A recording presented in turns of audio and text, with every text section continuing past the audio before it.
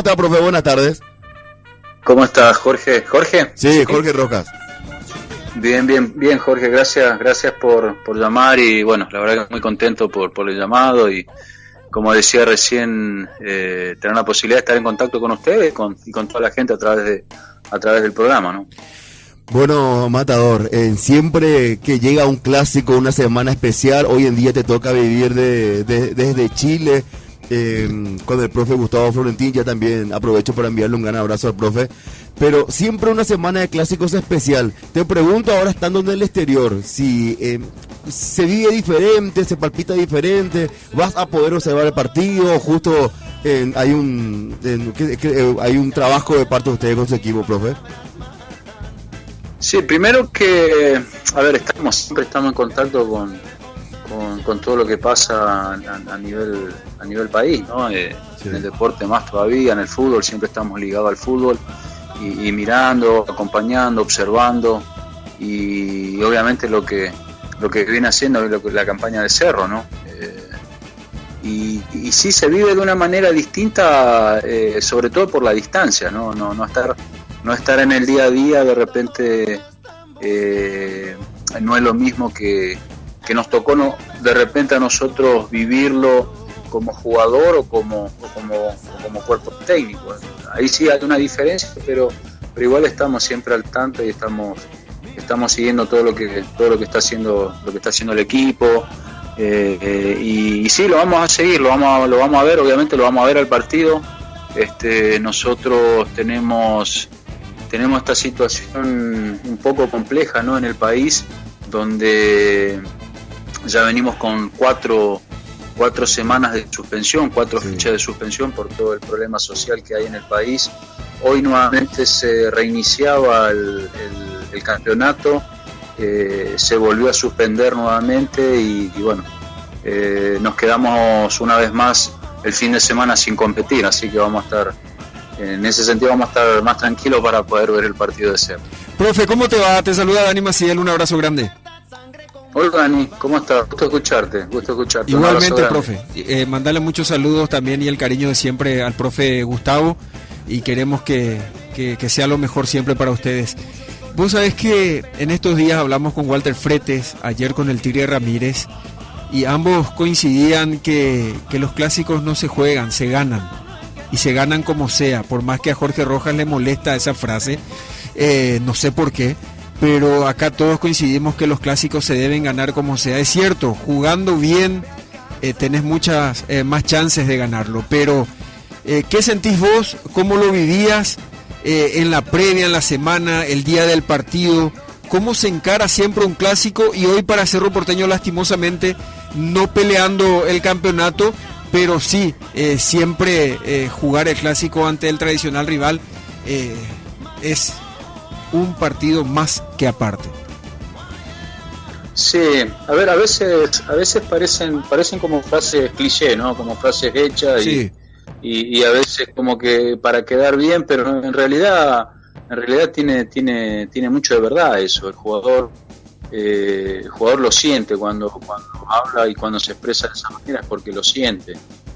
Y más ahí como jugadores que han sido ídolos y que han ganado mucho en Cerro, el caso del Tigre, el caso de Walter, si ellos lo sienten de esa manera es porque realmente es así, ¿no?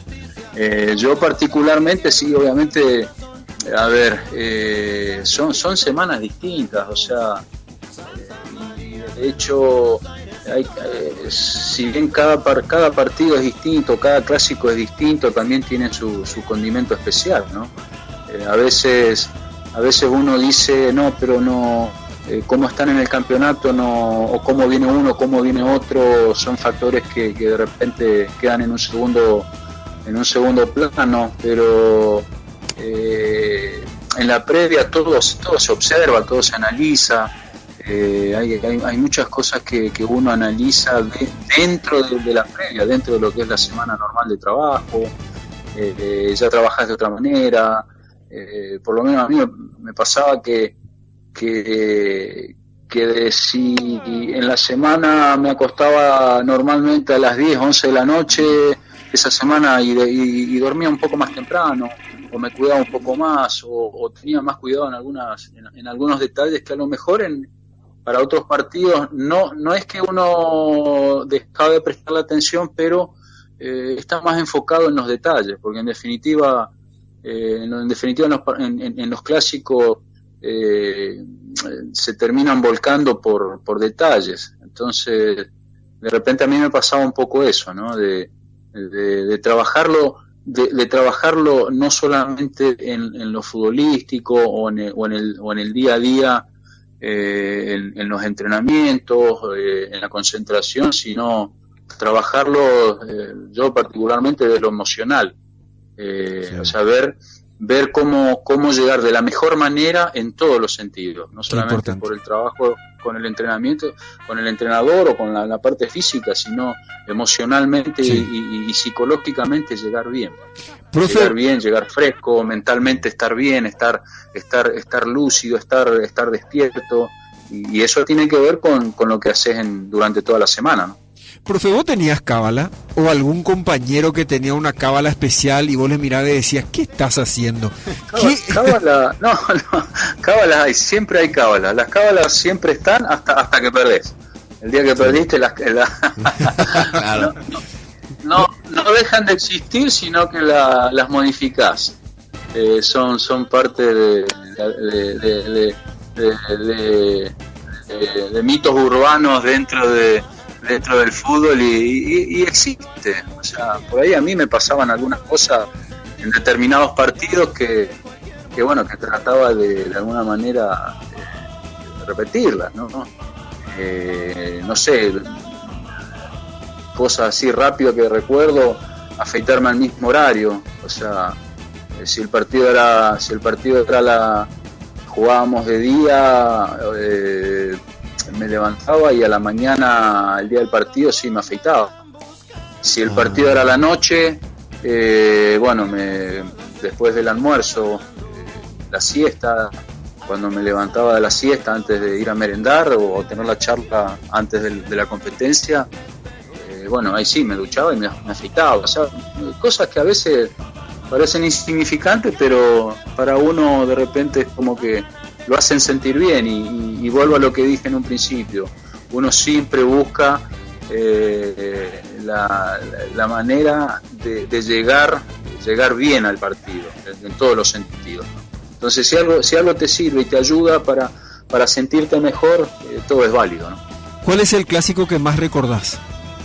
Jugando con la camiseta de Cerro Porteño, ese clásico que decís, o que cuando estás en la ronda con los amigos, el clásico que para mí es único y sagrado, y es el que tengo el mayor y el mejor recuerdo, es del campeonato del 94. Sí. El que terminamos saliendo campeón en aquella finalísima, en aquellos campeonatos con otra modalidad de la liguilla, donde por un lado Olimpia, por otro lado Cerro, y uno terminábamos llegando a la final, y aquel campeonato es el que más recuerdo, ¿no? Porque nos tocó jugar una finalísima con Olimpia, tercer partido, y lo terminamos definiendo por penales, y terminamos saliendo campeones ese año, ¿no? Y ese es el que más recuerdo. Profe, ¿cómo te va? Marco González te saluda, ¿cómo andas?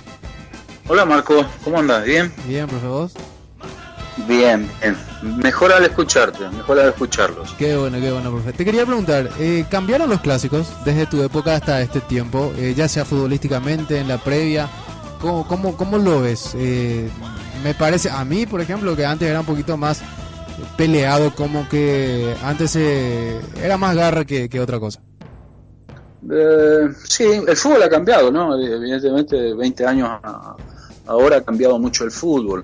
Yo la diferencia por ahí que sí noto, y esto no lo hago a modo de crítica a nadie, ¿no? Pero me parece que se ha perdido un poco el sentido de pertenencia por la institución.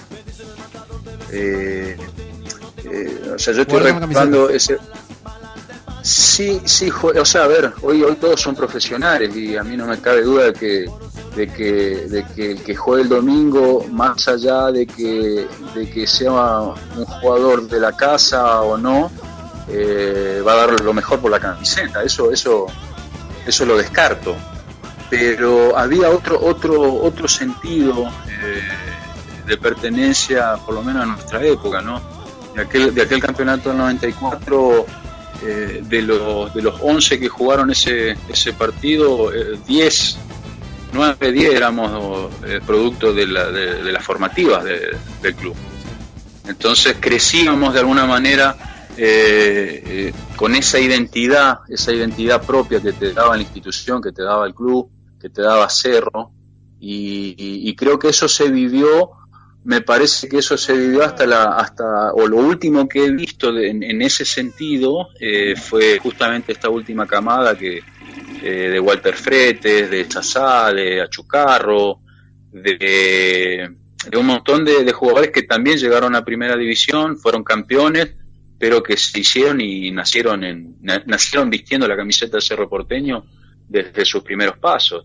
Entonces hoy creo que ha cambiado un poco eso, y no solo lo veo en Cerro, sino en otros equipos, ¿no? Hoy son muy pocos los jugadores que realmente se formaron en el club y tienen la posibilidad de jugar un clásico. Yo hoy no sé, viendo así rápido el plantel de Cerro, si uno hace una vista rápida, ¿cuántos jugadores son que se formaron de la cantera de Cerro Porteño y que hoy van a jugar el clásico? Entonces yo creo que sí, ahí se perdió un poco eso, porque el fútbol ha ido cambiando también, ¿no? Pero no me cabe duda de que cada año o cada clásico que va pasando se van, o sea, hay diferentes matices y se van viviendo situaciones nuevas, cambiantes, pero los clásicos son atemporales y van más allá de quién juegue y quién no. Entonces, ¿por qué? Porque los clásicos los hacen primero la historia de cada equipo, la historia de cada institución, y lo más importante, lo hace la gente. De repente nosotros que somos jugadores, tuvimos la bendición de ser parte de algún partido, de algún clásico, pero los clásicos no lo hacen los jugadores, lo hace la gente. Profe, ¿qué tal? Javier Núñez te saluda, ¿cómo estás? Javier, ¿cómo estás? Bien, vos no sos primo mío, ¿no? Sí, por eso. ¿Qué tal, pariente? ¿Cómo estamos? Por eso el apellido te respalda, dije. Mira, enseguida te va a decir que él jugó al fútbol, no, que fue goleador. Tranquilo, prepárate nomás. No, tranquilo. Alguna cosita me habrá enseñado. No, recuerdo, profe, que vos estabas en Cerro, empezabas ya como titular en Cerro, y yo estaba en la especial de Nacional, que la especial era de la reserva. La reserva. No, tranquilo. Ahí está. Nos hemos cruzado en una cancha. Sí, en alguna cancha seguramente. Sí. 27 goles en un torneo, un récord difícil de superar. Y ahora, teniendo en cuenta las circunstancias, cada vez se le valora más al goleador, pero también en el fútbol paraguayo, profe, ¿cómo está costando conseguir un goleador como tu clase? Porque acá siguen siendo figuras, te cuento, Tacuara y Roque, por ejemplo, ya de una generación pasada, y vos mirás nuestras nuevas generaciones de delanteros, y no tenemos un delantero que vos digas... Sasá es uno de los pocos que va quedando también, ¿no? También, sí. Brillante, así mismo. Nelson. El propio Aedo también. Solo que Aedo no es tan goleador como eras vos, por ejemplo, profe.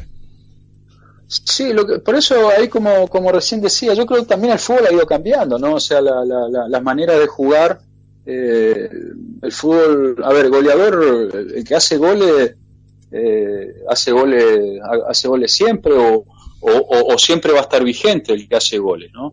Pero de alguna manera esa figura del centro delantero como había en nuestra época, o por ahí de mi característica, más centralizado y más referencial, más de trabajar con centrales y ser la referencia de ataque, o sea, hoy no se ve mucho, o sea, son muy pocos, y hablo en general, ¿no?, del fútbol, cómo se está viviendo hoy en día.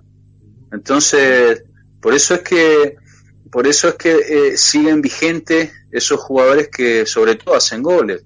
Acá viendo y siguiendo el fútbol chileno, acá hay dos grandes referentes o dos grandes jugadores Uno es Paredes, que juega en Colo-Colo, que es un jugador ya de 37, 38 años y sigue haciendo goles.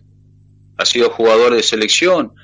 Pinilla, que sigue jugando, sigue vigente con 36, 37 goles. Años, perdón. Entonces, si bien ha ido cambiando el fútbol y es como que algunas posiciones, algunos puestos se han ido mutando, han ido modificando la función en algunos puestos, sigue la vigencia del hombre que hace goles y bueno, eso se nota cada vez más. Hoy no es fácil ir a buscar al mercado un jugador que te garantice no sé, 10, 12, 15 goles por torneo. Entonces hay que valorar y sobre todo disfrutarlos, ¿no? De seguir disfrutando de esos jugadores que siguen haciendo goles. En el caso nuestro, en el caso del fútbol paraguayo, el caso de Tacuara, Aedo, el caso de bueno, hace poco se termina retirando Freddy Vareiro también, un jugador que hizo goles siempre, Sasá, que sigue vigente, por ahí alguno más que se me escapa, pero yo creo que a esos jugadores hay que, en esta etapa por lo menos yo como amante del fútbol, trataría de disfrutarlo hasta el último día que se retiren, porque después reemplazarlo no va a ser fácil, ¿no? 97 partidos, 51 goles entre el 94 al 95 y después el 2003 a nivel local. 12 internacionales, 12 partidos, 4 goles. Pero fíjate, 97 partidos, 51 goles, casi el 50%, casi un gol cada 2 partidos. O sea, estamos hablando de un goleador que casi ya no lo tenemos en el fútbol paraguayo. Estás hablando de un matador. Claro. Sí. Pues, ¿a quién le ves, alguien que te parezca más o menos tu estilo de juego acá en el fútbol paraguayo? A ver, he visto... ¿O no hay nadie como yo? No, hay mejores. Los chicos hoy, o sea, van creciendo y obviamente, como vuelvo a lo que dije recién, el tema del fútbol también va modificando y va llevando a que el jugador hoy no solamente se quede hay que aportar más y hay que crecer con más conocimiento y con mayores virtudes, potenciar esas virtudes,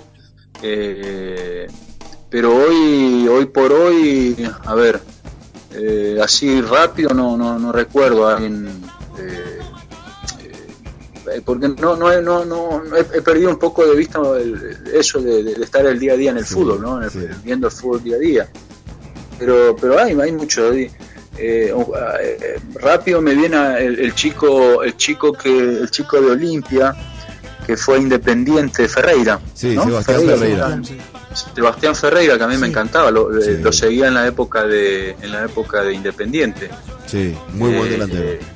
Un delantero letal, o sea, son jugadores que no necesitan muchas opciones de gol para hacerse sentir. Te cuento que en la inferiores, profe, en la inferiores de Cerro está Héctor Bobadilla, tu tocayo. Sí, señor. Y también Elías Ovelar, Héctor de la sub-18, Elías Ovelar de la sub-19 descomunales. Y Michael Fernández, o sea, están surgiendo de vuelta en la cantera de Cerro Porteño chicos goleadores.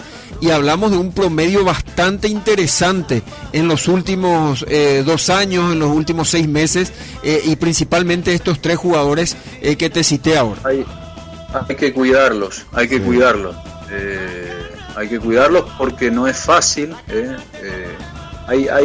Si bien están en una etapa de formación y van mostrando ya un potencial importante. Hay que saber llevarlos para que todo eso que hoy están mostrando se consolide a nivel profesional con el primer equipo, ¿no?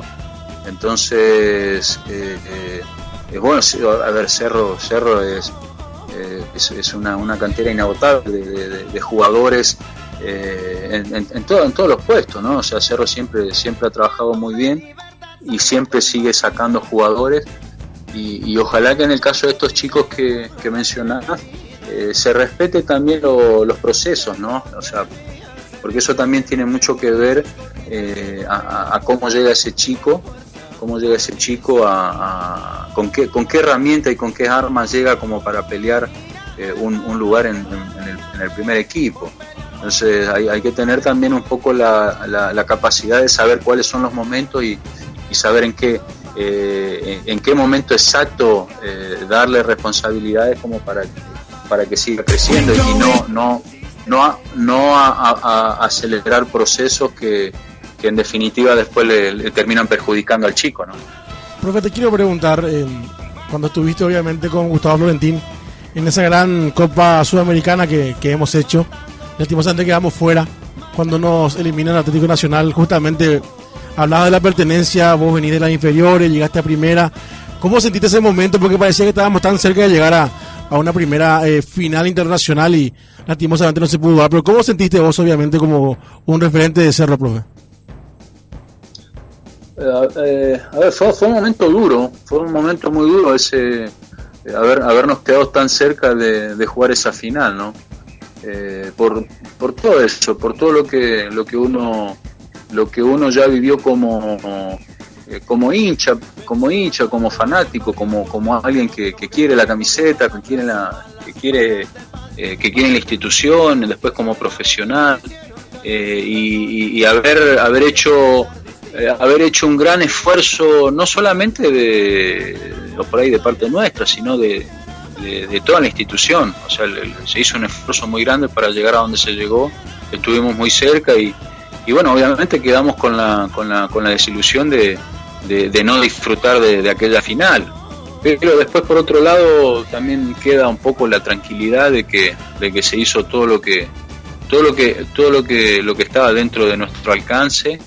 Y no ni siquiera es consuelo, pero nos quedó esa sensación de que en definitiva no nos sentimos superados por un rival que en esa época marcó tendencia, ¿no? Nacional de Medellín era un equipo muy duro, venía a ganar la Libertadores, venía de ganar el campeonato colombiano y haber jugado de igual a igual con un equipo tan fuerte, tan potente a nivel sudamericano, y haber estado a la altura de lo que significaba jugar esa semifinal, nos dejó cierta tranquilidad. Después, obviamente, después del dolor, la frustración, la rabia también, porque en definitiva nos quedamos en la puerta por detalles, ¿no? Y esos detalles son los que hacen la diferencia en esa instancia. Profe, ¿jugaste alguna vez en Para-Uno jugando con Cerro? Sí. Clásico, sí, clásico en inferiores muchos. Y recuerdo el último clásico que jugué en Para-Uno fue en el 96. Mediados del 96, antes yo estaba saliendo de Cerro, me fui a San Lorenzo de Almagro de Cerro, sí. Y fue uno de los últimos clásicos que recuerdo, en la cancha de Olimpia, mediados del 96 más o menos. Bueno, no recuerdo, creo que terminamos empatando ese partido, no recuerdo bien, pero ese es a nivel primer, a nivel profesional, es el único clásico que recuerdo, ¿no? Haber jugado en Para-Uno. Después sí, obviamente jugando con otras camisetas, sí, pero clásico, ese es el que recuerdo. Bueno, y la última de mi parte entonces, correcto, estuviste en Para-Uno jugando. Ahora, ¿qué entonces representa? O sea, tuviste esa chance también de jugar. ¿Qué representa? ¿Qué sería Cerro para vos, Héctor Matador Núñez, entonces? ¿Qué es Cerro para vos? El Cerro es gran parte de mi vida. Primero como persona, porque yo inicié mi recorrido en el fútbol a los 14 años en Cerro Porteño, haciendo todo el proceso formativo, llegando a primera, después saliendo y volviendo después de varios años en el 2002, 2003, y lo que en definitiva me formó a mí como primero como profesional, pero lo más importante como persona, con valores del respeto, del sacrificio, de la solidaridad, del compañerismo. Todos esos valores que me dejó a mí Cerro Porteño son inalterables. Entonces me marcó no solo como jugador, sino que como persona, y lo que de alguna manera uno trata hoy de transmitir en el lugar que nos toca hoy ocupar, ¿no? Ya como cuerpo técnico, de alguna manera devolver aquello con lo que uno creció y lo que el fútbol nos dio. Entonces tratamos de transmitir eso que a mí me ha marcado Cerro Porteño en ese sentido, ¿no?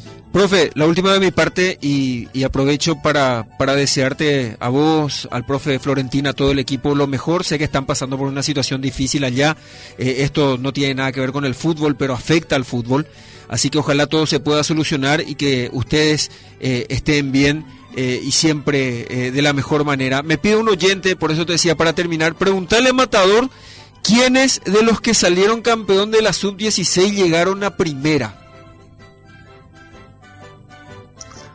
La Sub-16 en formativa. Sí, esa Sub-16 salimos campeón con esos chicos. De ahí llegó Matías Rojas, Borja, llegó Santiago López, que terminó jugando también en Cerro algunos partidos. Omar Alderete. Sí. Terminó jugando Renzo Tandi, que llegó también a jugar, hoy no sé, el lateral. No recuerdo rápido, pero sí, no los recuerdo a todos, pero sí recuerdo rápido esos chicos que hoy bueno, pudieron consolidarse, pudieron llegar a primera, y en algunos casos estamos hablando de jugadores que hoy tienen la posibilidad de defender la albirroja también, ¿no? Bueno, profe, un placer realmente en charlar contigo. También me sumo a los deseos de Dani, que recién te decía que ojalá que Chile también salga todo este inconveniente que está teniendo y que se reanude el fútbol por el bien de Sudamérica y por el bien de los hinchas chilenos. Profe, un placer, un abrazo a todo el mundo Cerro, y esperemos que pueda salir el clásico y que la próxima semana festejemos todos juntos un triunfo de Cerro Porteño. Profe, un abrazo. Bueno, gracias Jorge, gracias Dani, a Marcos, ahí a Javier también, a toda la gente. Gracias por el llamado, gracias por acordarse, y bueno, ojalá que el domingo se pueda ver un buen partido, que sea con triunfo de Cerro, sobre todo jugando bien y con argumentos, que es lo que uno busca siempre, ¿no? Como entrenador. Sí. Y que se pueda disfrutar de un gran partido y sobre todo del triunfo, ¿no? Un abrazo, profe. Saluda al profe Florentino. Un abrazo, que estén bien. Ahí está.